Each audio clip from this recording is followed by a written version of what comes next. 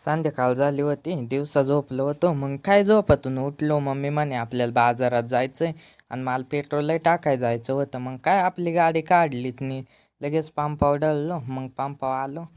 ते काका टाकीत होते. त्यांना 100 रुपयाची नोट दिली. म्हटले काका आपली गाडीत 100चा करा.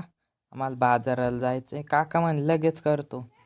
मग काय काकानी आपलाच नंबर घेतला आणि मग लगेच 100चं टाकलं. मम्मी म्हणे आता बाजाराला उठून जाईल लवकर चल.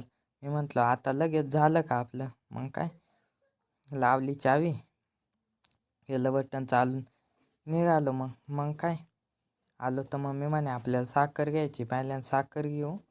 मग आलो इकडं किराणा स्टॉल होता. त्या किराण्यापाशी आलो. मग काय 1 किलो साखर घेतली. त्या दीदीला 100 रुपये दिले.